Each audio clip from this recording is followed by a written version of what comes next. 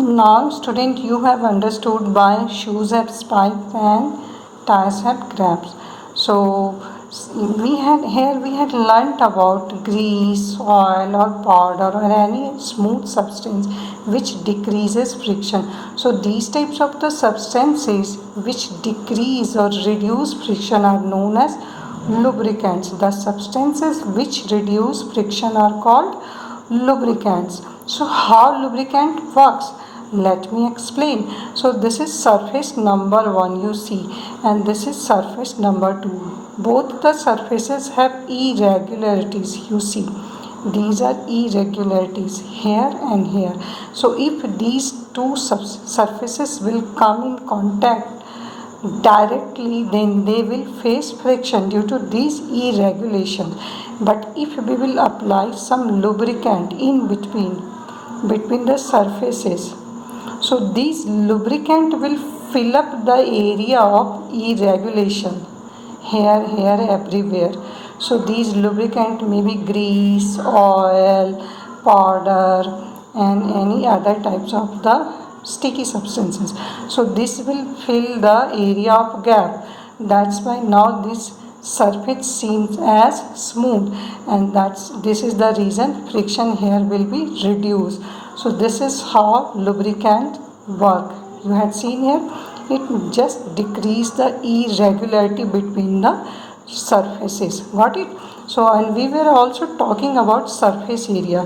So let me explain. So you know that if we drag any box, you just take, this is a box, heavy box. If we will try to drag this box directly, that is statically, it will be very tough.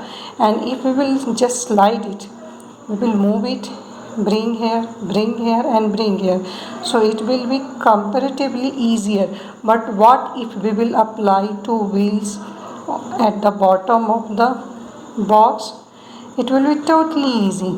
We need not to apply any force to move it. We only need to hold it.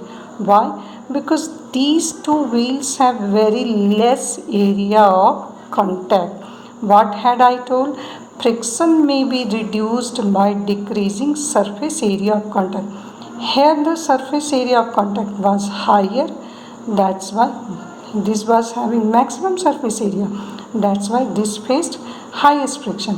It was having, when we just tried to slide, lesser than this.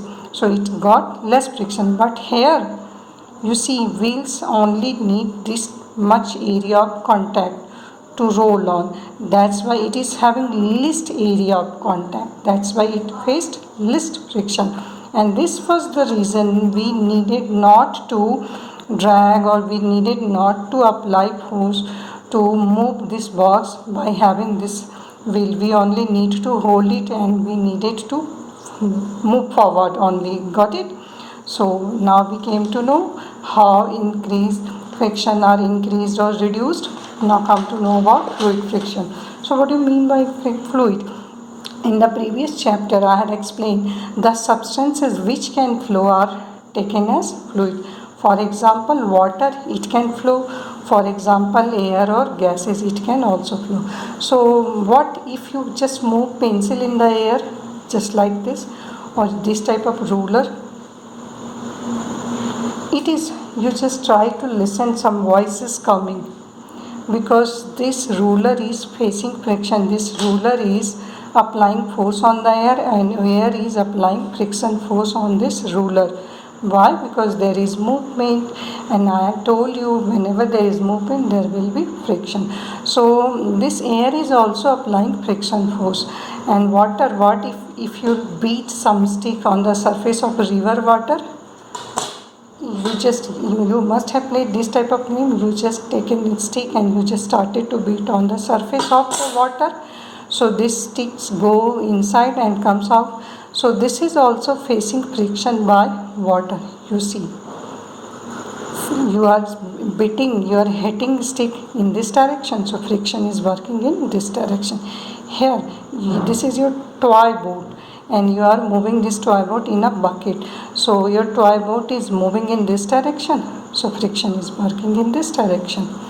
And here also, to move this boat, the boatman needed to move this water here, and this boat actually moves in this direction. There are two types of friction. One friction here, which is get applied on the stick, and another friction here, which is working on the boat. Got it? So these are friction worked by water. Now here you had seen that aeroplane, helicopter are having specific design. Why? Because they also need to face air friction, that is fluid friction, a type of fluid friction. Birds are also having these types of the shape, two wings.